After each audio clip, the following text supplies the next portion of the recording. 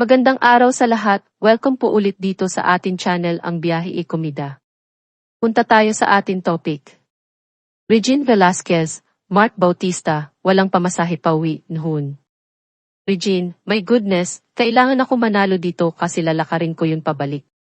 Highlight ng Mark, My Dreams concert ni Mark Bautista, ang duet nila ni Regine Velasquez Alcacid ng Tuwing Umulan at Kapiling Ka. Ipinagdiwang ni Mark sa nasabing concert ang ika-21 anibersaryo niya sa showbiz. Ginanap iyon kagabi, August 31, 2024, Sabado sa The Theater at Soler. Kabilang sa mga nanood ang mga bossing ng Viva Entertainment na sina Boss Vic Del Rosario Jr., Vincent Del Rosario, at Veronique Del Rosario. May exposed na konting skin si Regine sa kanyang gown, may pa-cleavage. Pagbibiro ni Mrs. Alcacid, hindi malaki ang ibinayad sa akin ni Boss Vic dito. Hey Boss Vic, hindi mo ba nagprepare na ako? Kasi, magbi-Viva Max na ako ngayon. Napahalakhak si Mark at ang karamihan sa audience. Parang pwede. Pwede pa, pakli ni Mark. Hirit ni Regine, kasi, yun talaga ang pangarap ko sanggol pa lang ako. Maging hindi sexy star, sinasabi ko sa iyo, bold star. Saktong-sakto sa Viva Max, pakli ni Mark. Tumango si Regine, oo, saktong-sakto. Hindi. Talaga. Meron na akong series doon, oo, Pokpok, ang babaeng karpintero. May title na, hirit ni Mark. Oh. Pokpok, ang babaeng karpintero. Yan ang bago kong serye. Abangan nyo yan, ha? Bulalas muli ni Regine. Hagalpakan muli ang mga manonood.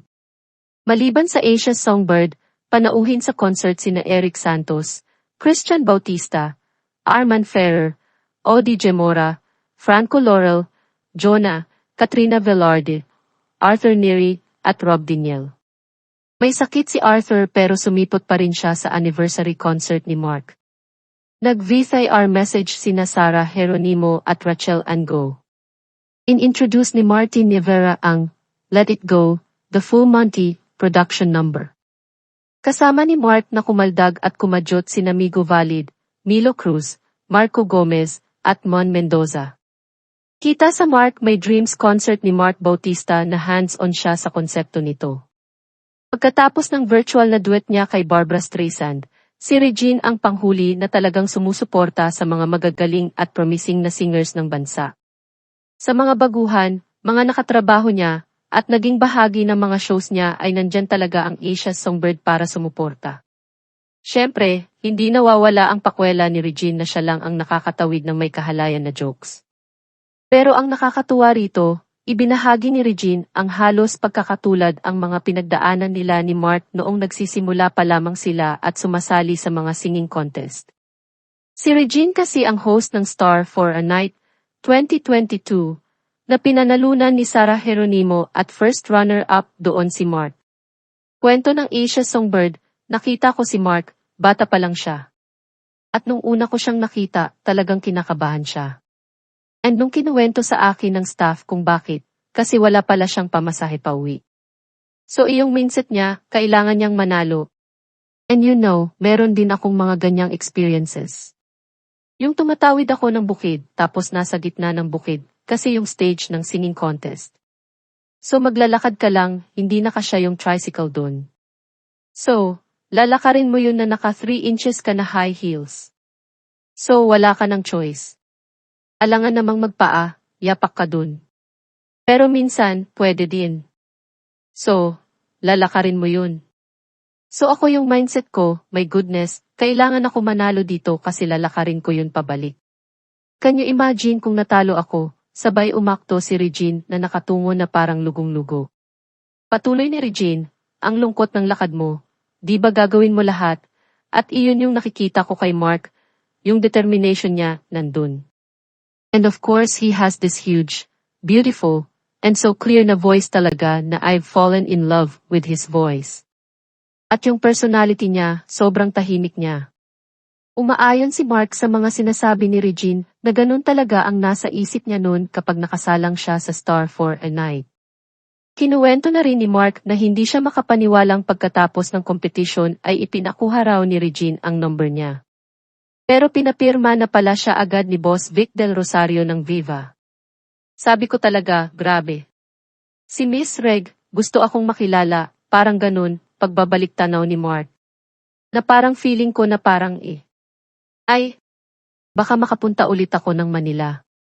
Kasi akala ko talaga tapos na yun Na parang after ng contest, parang uwi na ako. Sabi ko, may naniniwala pala sa akin. So baka pwede kong ipagpatuloy ito. Pagtatapat pa ni Mark, sumali ako ng Star for a Night dahil nakita ko na si Miss Reg yung host. Sabi ko, legit ito na kompetisyon. Andyan si Miss Reg, Kahit IBC 13 pa yun, sabi ko, hindi, andyan si Regine Velasquez, talagang ano yan, prestigious. Natawa si Regine, ako pala yon. Pag-ayon ni Mark, ikaw ang susi. Ikaw ang instrument. Totoo po yun, totoo po yun. Sabi mo nga dati, ikaw ang nagluwal sa akin. Habang yung exit si Regine, humirit pa siya, abangan nyo yung Viva Max ko. Kasi marami akong gagawin. Tatumbling ako dun. Kakain ako ng bubog. Marami. Abangan nyo. May soft spot tayo kay Mark Bautista dahil nakita natin ang kanyang kahusayan at kabutihan noon pa man. I remember having written his very first major concert pop heartthrob at the Ali Theater on March 24, 2006 na si Derek Gibby San Pedro din ang director at si Mars Lopez ang musical director. Kagabi ay isang testamento ng maraming talento ni Mark, ang kanyang mabuting kalooban sa industriyang ito at mga kaibigan katrabaho na nagmamahal sa kanya.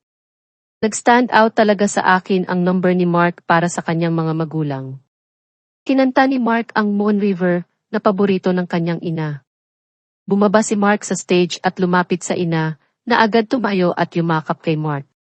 Ang kasunod na awit ni Mark, And I Love You So, ay inialay niya para sa kanyang ama na namayapa noon January 2020.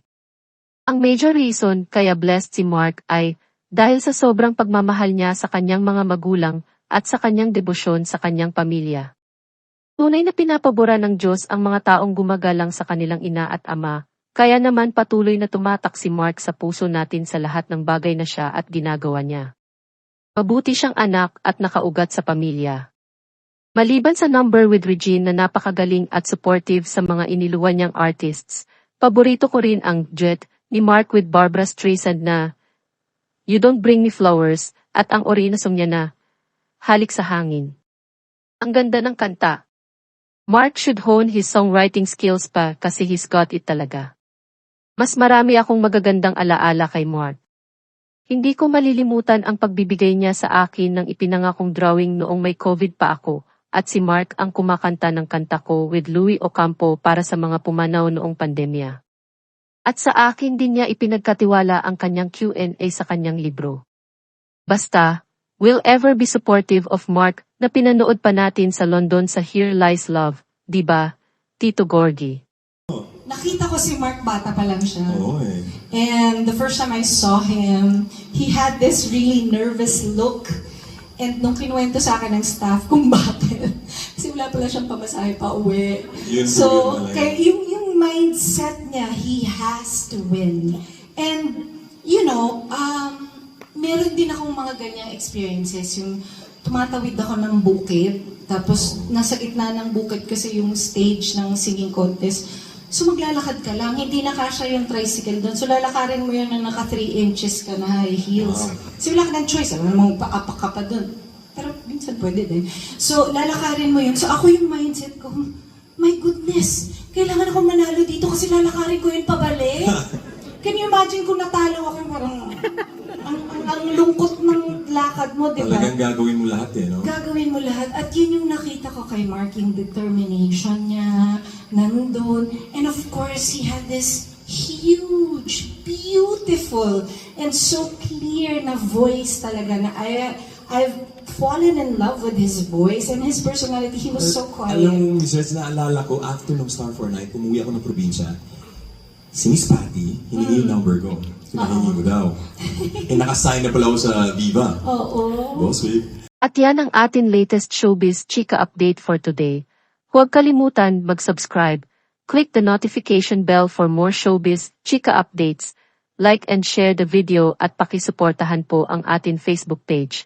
Maraming salamat sa lahat ng nag-subscribe. Indeed. Magandang buhay sa lahat, paalam.